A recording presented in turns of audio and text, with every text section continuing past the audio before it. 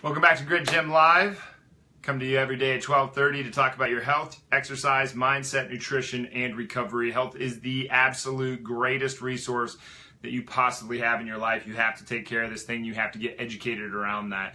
So whether you're coming into Grit Gym and getting expert advice from the coaches there, or you are somewhere beyond Grit Gym's travel capacity, then I'm glad you're here. I'm really glad you're here. Please send this out to everybody that you know. And we're going to talk about focus today. And one of the things with focus is that you have to do things that are a little uncomfortable. I dare you, or I challenge you to send this, to share this video out to someone in a private message that you're not comfortable sending it to.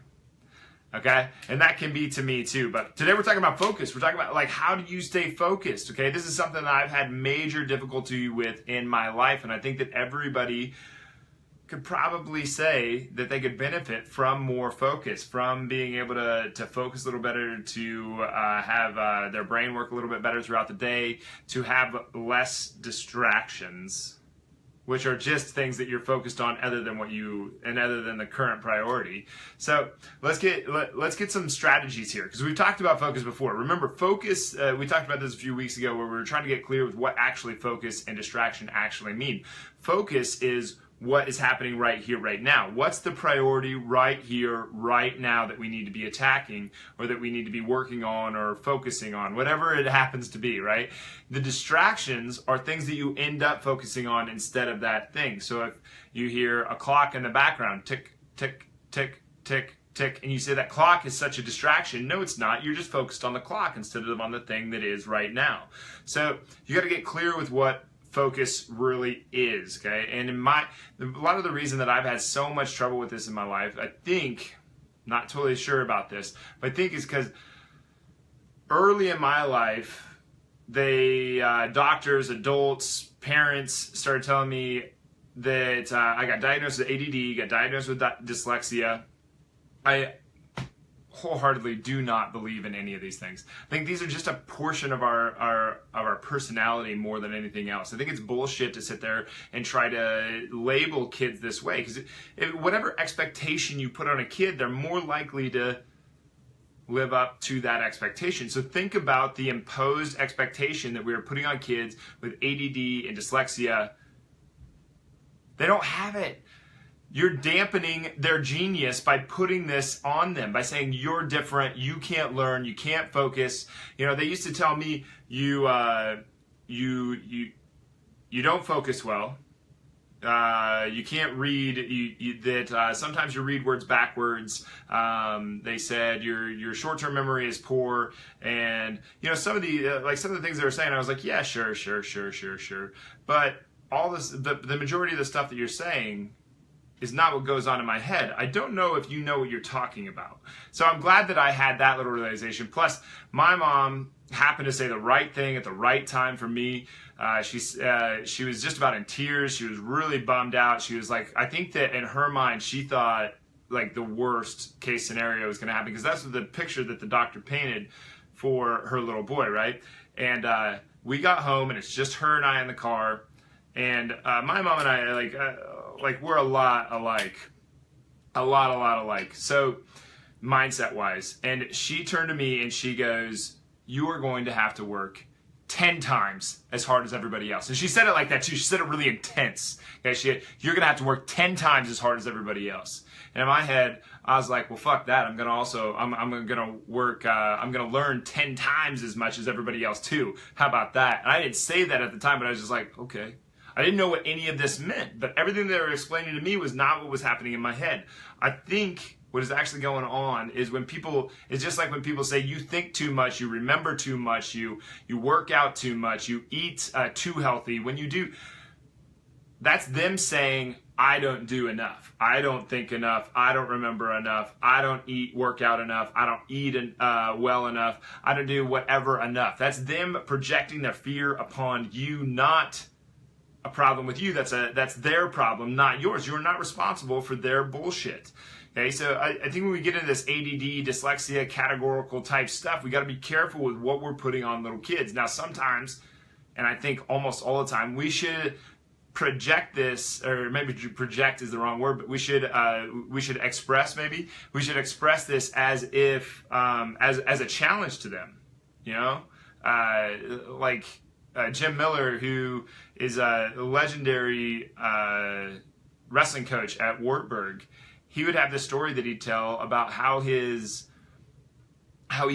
didn't make some baseball team like in high school or something like that, and he came home and he was in tears and all this stuff, and his dad looked at him and goes, "Oh, I guess you got to get better." That is an imposed challenge. That's an expressed challenge. That dad threw down a challenge to that little boy, and that little boy took the challenge and grew from it. So growth mindsets make a big difference. But how do we build strategy? How do we build strategy into your daily life so that you can improve your focus? This is what a lot of us need: more focus. Coach Miller is the best. Coach Miller is a stud. He's a really interesting guy. He's definitely. I wish I could have learned more from him while I was at Wartburg, because he's definitely he's a great man, and he's got a very good way of communicating, and he doesn't even need to say a word. He just looks at you, and it's like, man, I want to do better. It's the weirdest thing, but he's got a talent for coaching, that's for sure. But anyway, how do we build more focus into our day? How do we stay more focused? For one, you got to pull out all the bullshit that you've heard over the last however many years, decades, whatever, because what the rest of the world has imposed upon you might not be accurate, or it might be accurate. If it is accurate, for instance, if you test me out, I have a short-term memory capability of about a 7-year-old. My short-term memory capability is very, very low. Okay, this is pretty hard to ignore after you look at the test results because I've been tested by psych doctors, because I was in a lot of research groups, because I was one of the first group of kids that were given Ritalin, basically. So I had to get tested a lot. So I know a lot of really weird little intricate things about my brain and how it functions. So I know that my short-term memory capability is fairly low. So that's a pretty, that might be a fairly clear thing. However, do I read slow? Yeah, a little bit. I read a little bit slower than most people do. But my long-term memory is off the charts. So do I really have a disability? If my long-term memory is so far away better than the average bear, then do I really have a disability, even though that I have the short-term memory capability of a 7-year-old? So you've got to get clear with what is going on inside your head against what society or whoever has told you what is accurate inside your head. Okay? Because if we sit there and we play out this "I'm not good enough" game, then you're never going to get anywhere. It's just never going to happen. Like, you have to drive and get rid of that whole "I'm afraid I'm not enough, I'm afraid I'm not enough, I'm afraid I'm not enough." How does that "I'm afraid I'm not enough" manifest into your real life? Anger, anxiety, worry, embarrassment. The victim mindset is another one. We were just talking about that in a meeting that I had the other day. We were talking about a Taylor Swift song. We were talking about how she just has a major victim mindset. And we were talking about one of her songs where she goes into talking about how her ex-boyfriend's such a player, and then she turns around and says how she's a nightmare dressed up like a daydream. It's like, well, like, pick which one. Like, are you the terrible nightmare girlfriend, or did you really get screwed over? Because I think that you're just being a victim. So the victim mindset plays into that "I'm not good enough, I'm not good enough, I'm not good enough." You got to be really careful with that. But what are the strategies? How about I just get to the strategies, huh, guys? So one of the things that you already know most of these, you just don't put them into you don't put them into process, because the hardest thing about all these strategies is not going to be learning the strategies. When I give you these strategies, you're going to be like, "Adam, that's so lame. Those are just easy strategies. Those don't work." Not if you don't work for them. Nothing works if you don't work for it. So a few of these things are not going to be complicated. They're not going to be difficult. They're going to be difficult. They're not going to be complicated. They'll be very simple, but they're going to be difficult, and it's going to seem so simple that it can't be difficult. Do you get what I'm saying? You'll circumvent the idea of not doing it in your own head. You'll be like, "Oh, I don't need to do that because it's so simple." That's the reason you got to do it. Okay, that's the reason you got to do it, because number one is to have goals. It's like, duh. Why wouldn't I have goals? You have to have goals. Goals get you fired up. Goals give you a lighthouse. Goals give you something to shoot for. If you shoot for nothing, what are you going to get? you're probably going to hit nothing. If you just got your eyes closed and you're shooting in every which direction, who knows what you're going to hit? You have to have a goal, otherwise you don't have a target. You don't have anywhere to go. And I'm not talking about short-term goals. I'm talking about long, big, long-rangey type goals. Like, you guys know one of mine. I want to help billions of people in a positive way. I don't know how I'm going to do that yet. But I know that I'm working towards being able to learn how to do that if I don't know how to do it yet. Okay, so maybe maybe one of these videos is going to document something, bam, it's going to blow up, and I'm going to help billions of people in a positive way. That's fantastic. That fills my heart with joy, right?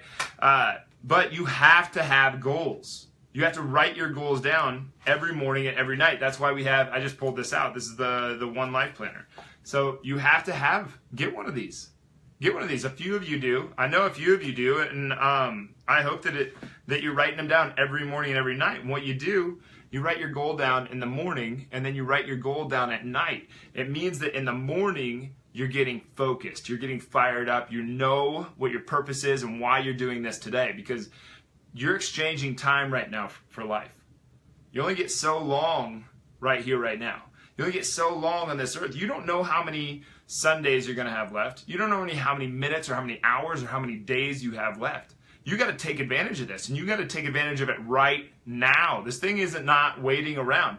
Besides, why would you look out to then? Why would you wait 30 years to look back to now to say, oh, I shoulda, woulda, coulda? That's silly. Do it now. Double down now. Now is the time to do all of this stuff. So the short-term memory better wait. Cindy says, so the short-term memory better write down the long-term goals to cement the long-term memory. Yeah, I mean, that works too. But the way that I use it is in the morning, I'm getting focused, and at night, I'm going to sleep with that I've already stated these goals. And I think you should really write down your goals. You should write down your goals as if you've already accomplished them. So like if I'm writing this down, I have affected billions of people in a positive way. Not I want to affect billions of people in a positive way. That's in the future. That says, oh, I haven't accomplished it yet. You've got to make yourself believe that you can attain these things. Okay, that's how you got to write it down. Then you also write down your targets. Okay, that's the next one. Targets get you focused on today, because obviously I can't affect billions. Well, maybe I can, but I'm not affecting billions of people. There's not billions of people on this call right now, even though that'd be really cool. There's not billions of people that I'm probably going to affect today. So what do I need to do? I need to have targets set up to get me focused so that I can stair step the way into that. And you do too. You have to find targets. Daily targets are stairs that are building you up to the point that you can take over whatever it is that you're trying to accomplish. You want to have stairs. You want to have daily targets, and you do whatever it takes to get those targets. That's why we developed this thing. It's funny that this goes into this talk so well, right? Weird how this looks so much like this. So much like this presentation. But you want to have targets. You want to have daily targets to get focused on what you can do today to make sure that what you get later on is accomplished. The other thing, write a daily quote. Write down, make a mission statement for the day, that first day. You got to get yourself fired up somehow. You got to get yourself focused somehow. You got to make a statement, okay? You got to make a statement to what you want to do in this life, to what you want to be in this life, to the wisdom that you've already created, okay? This builds a ton of power. This builds a ton of internal power, because you like, for instance, how many of us actually listen to our intuition really well? You know, it's hard.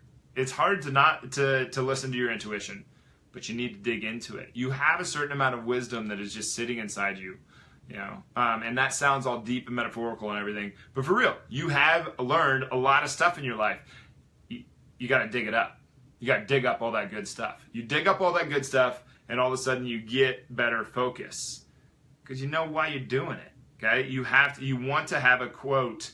You also borrow somebody else's. If you can't make your own, borrow somebody else's. There's nothing wrong with Abraham Lincoln's quote, or, you know, what's one in here? Victoria Holt that says, never regret. If it's good, it's wonderful. If it's bad, it's experience, by Victoria Holt. That's somebody else's quote. What's the matter with that one? That's a great quote. There's a lot of goodness in there. Like, why would you ever regret anything that you have in your life? Otherwise, you wouldn't be right here, right now.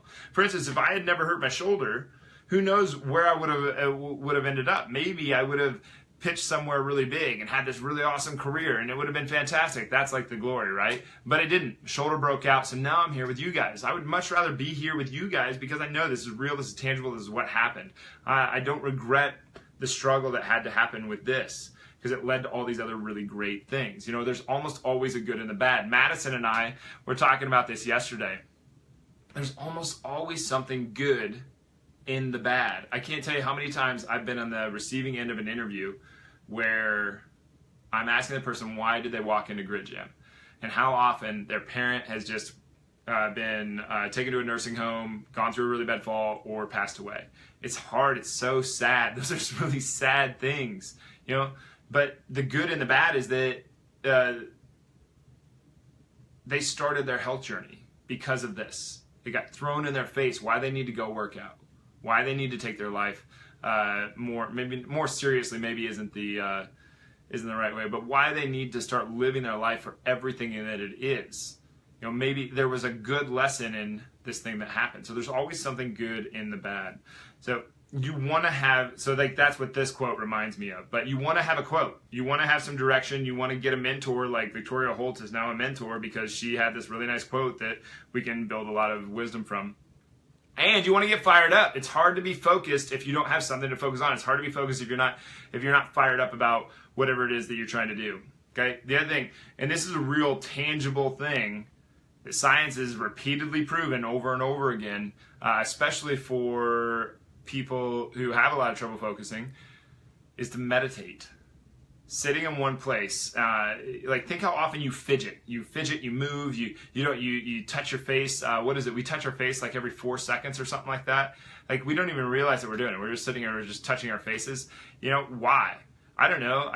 Like there's all these different little mannerisms that we do where we move and we do things. Like when you're meditating, you're just sitting there and you're sitting still, and you're gonna have this reaction to move. Don't stay there. You're gonna have this reaction. You want to open your eyes. You want to breathe different. You want to run. You feel really uncomfortable. Don't stay there. You're learning how to hone in focus, and also you're decreasing distractions. You're closing your eyes so that you don't have the visual distraction. You're trying to blot out noise by wearing something in your ears or listening to brown noise, so that you have a continuous. So you're blotting out these things that could distract you, that could take you off the focus of you. Okay? And you're trying to decrease until you just are thinking about one thing, and that's called focus. Okay? When we get focused, we are very, very dangerous people. Dangerous in a good way, and you want to be dangerous. You want to be the most dangerous person in your space. This will also mean that a lot of people will lash out. They'll be jealous of this. This is a good thing. It's good to have haters in this department. But if I have a, like for instance, we just talked about pitching a little bit. I have a pretty decent arm. It's about the only thing that I could really do well on a baseball field was throw. I could throw really hard. Okay, if I'm standing 40 feet away from you with a handful of sand, you do not need to be concerned at all. I'm going to throw that sand and probably nothing's going to happen. Maybe some of it hits you, big deal. But if I'm standing 40 feet away from you with a rock in my hand, you need to be concerned because that rock could literally kill you. Okay? The rock is focus. The rock, it means it's dangerous in a good way. So meditation gets you to bring down to one task, to decrease focus around so you can think about one, so you can get it down to one thing or nothing at all, which is still thinking about one thing. You want to meditate. 5, 10, 15, 30, whatever it is. I tend to stay within 5 to 15 minutes every day. And either I'm going to break up that 15 minutes different times throughout the day. So if I know that I have 3 different big tasks, I'll use that 5 minutes to wrap my head and transition into the new task, to wrap my head around the new task and transition into it. Otherwise, I'm still stuck back in the old task, and then I'm not present. I want to be present right here, right now, which is the absolute best way to stay focused. So you want to meditate. This is probably the biggest one on this list.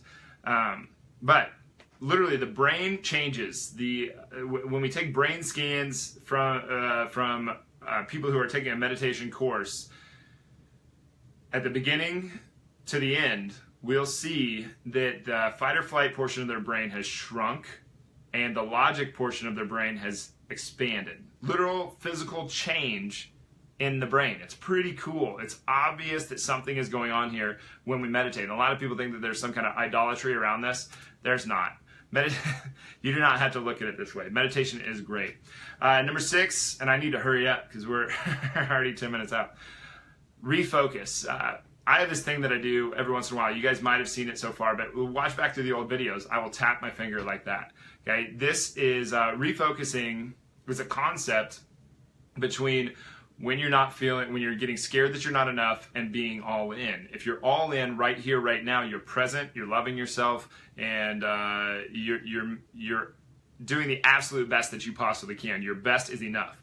When you're getting scared that you're not enough, this is where the worry, anxiety, fear, anger, embarrassment, all this stuff resides. So if I have to take 2 minutes during one of these videos, or during with my athletes to talk about, if you have to take 2 minutes during your sporting event, it's too late. If I have to take 2 minutes to refocus during one of these videos, it's way too late. So what I do is I'm kind of like, imagine what I have them do is I have them put a piece of tape around their finger. Any of my athletes, you'll see that when they're in their sporting event, they have a piece of tape around their finger right here. And that's just so that they can tap it. Okay? That's their reset button, their refocus button. Tap it. So you'll notice if you scale back through some of these old videos and you watch me go like that, that's when I got scared. That's when I got nervous, or I got a little pissed off about something, or I started to go to that, I'm scared that I'm not enough during this video talk. Because what you guys see, like, well, the other day, somebody, about a month ago actually, somebody goes, oh, you're just such a natural born ham. And I was like, what? I didn't know what that meant, but apparently she meant that she likes these videos, and that's a huge compliment, like huge. It's awesome. Thank you. When you guys do compliment me, it's an extremely humbling experience, but I am not comfortable at all during these. I'm extremely uncomfortable. Okay? I get really nervous before I start these. I don't always know what I'm going to say. Like this is not a comfortable place for me. I know that what I'm going to get by doing these is a mountain of courage because I'm so scared of it. But I have this thing, if you watch me, anytime I get a little nervous, bam, a reset. It's a way to refocus. It's a way to get focused on what you are doing right now so that you can focus on the present priority. You want to refocus. Have a reset button like that. Because if you have to take 2 minutes to do it, it's too late. Time. Okay, number 7 is time. Stop trying to to give yourself enough time. This is one of the big mistakes I see in the focus game. If you give yourself tons of time, you're just giving yourself more room to piss in. Like, it doesn't really do anything. Compress down the amount of time that you're going to give yourself to do. Okay? I see a lot of people just busy being busy. What's that do? It's like going nowhere fast. It doesn't do anything. Take that hour, take what you were going to accomplish in the hour, and shrink that down into a 15-minute time frame. Set a timer, and you hammer whatever it is that is that priority as hard as you possibly can. That's focus. And you're going to see that you're going to get it done in that 15-minute time frame, and that you probably didn't get it done in the hour time frame. Adding time to things doesn't improve their quality. You want to shrink down time, and you want to have deadlines. Okay? Give yourself deadlines. Give yourself this. Okay? In the business and your workouts and all these other, in competition, we want to be extremely efficient in all of our cooperative relationships, like with your kids, your family, and girlfriends, lovers, whatever that is. You want to be really inefficient with your time because you want that to last, right? But in these other times, we want to compress time as hard as we possibly can. So time is a way to stay focused. Also, keep a full calendar. You don't want white space, okay? This is a ton of white space. We don't want white or gray space. We don't want white space on there. We want every one of these filled in, okay? From the time you wake up to the time that you're going to go to sleep, you want that thing full. Keep a full calendar.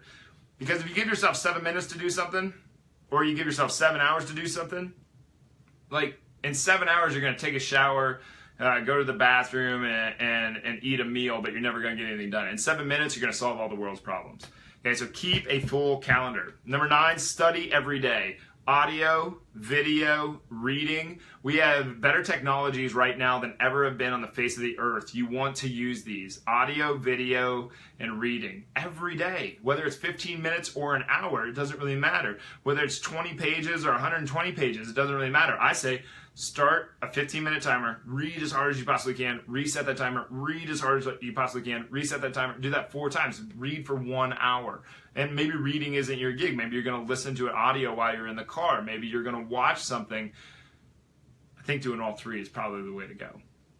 Okay, study every single day. This is a way to stay focused. Okay. Also, there's one of the hardest ones for people. You got to cut out people who aren't focused. You got to cut out negative people that are going to put down where you want to go. And this is tough. This is tough. But, sometimes, like we were talking about divorce yesterday, sometimes divorce is a great thing. You got rid of the termite. You got rid of this person who wasn't on par with where you wanted to go with your life. You want to get around people who are the kind of people that are going to propel you to where you want to go. Cut out negative people. Another thing, put positive reminders everywhere. What you guys don't see in here is I've got these boards behind me. They got all kinds of stuff written on them. I've got 2 cork boards in front of me. One says, success is your duty, obligation, responsibility. Success, be obsessed. You are greatness. Don't fight it. I have another little code of honor that I have written in front of me. I will be 30 minutes early. I'm committed. I have another one up there. I've got a little a quote right there that my grandpa used to have on his business cards that made him get focused. Have these things around you that hammer it into your head. I also have the mind map right here. I have cooperative versus competitive relationships over here because I don't have much experience with the cooperative relationships. This is a new thing for me in the past 4 or 5 years. So you want to start engaging with filling your atmosphere with how you want to live your life. Okay, this is another way to really get positive. Number 12, go to bed earlier. And this is the one that a lot of people have a lot of trouble with. Go to bed earlier. It's really easy to wake up at the same time every day. It's hard to go to bed at night, every night, or at the same time every night. But the earlier you go to bed, well, at some point there's a diminishing return, but the earlier you go to bed, the better, because you're going to have more sleep. More sleep, you're going to be more focused, okay? You want a good way to stay more focused? Go to bed earlier. And this is your bonus one. This is the last one. TV, radio, newspaper, ads. Okay, advertisements are all trying to sell you that there's something wrong with you.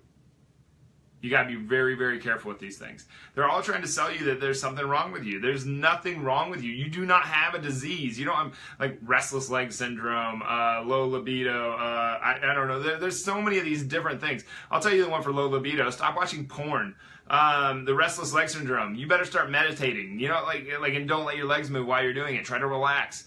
Yeah, there's so many of these different things that you don't have something wrong with you. They're selling you on the idea of having something wrong with you. And when you get fully bought into having that thing wrong with you, you will go and you will validate that in your own life. There is nothing wrong with you. Get rid of the garbage that is TV, radio, and newspaper. It's just negative nonsense. The great thing about social media is you can pick and choose what you want to have. When it was 50 years ago, when it was just CBS, ABC, NBC, whatever you were engaged in was what you were going to get. Now we can all decide what our channel is going to be. You're watching one right now, and hopefully these are all positive things that you can guys get something from, I hope. But don't get sold on this idea that there's something wrong with you. There's nothing wrong with you. There might be things that you can improve upon, but there's nothing wrong with you. There might be things that you could do better or that you are not allowing to let out in your own life, but there's nothing wrong with you,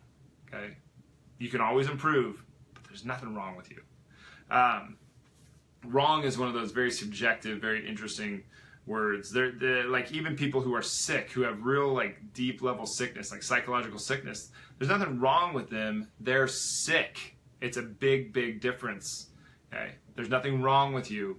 Don't get sold on this idea that you're not enough the way that you are. Build up your own potential, your own ability to be who you are. But anyway, those are 12, and then one bonus, I guess, for ways to stay focused. I hope you guys got something out of this. I'm trying to create a product right now that's 100 ways to stay. I'm creating a product right now that's 100 ways to stay focused. And I think it'll be really good by the time it's done, but it's going to be a video deal, and it's just going to be a bunch of videos, and you guys are going to all have access to it, and you're going to be able to go in and click on them and look through them. But otherwise, guys, we did get the Lift Like a Girl shirts in. If you want one, come out to the gym, or you can order them online. You just go to gritgym.com/store. And also, if you are part of the 50 Workout Challenge, whether you're doing it online and sharing it out, or you're doing it at the gym, please share your story, tell everybody about it. and make sure that you're documenting as you go along, because that's what's really cool about the social media thing. But anyway, thanks for being here, guys. Every day at 12:30. I really appreciate it. It's the feedback that has come from this is extremely humbling, to say the least, and I don't even know how to explain the word humble in that department. But anyway, thanks for being here. We'll be back, or I'll be back. Hopefully you'll be back too, tomorrow at 12:30. See you then.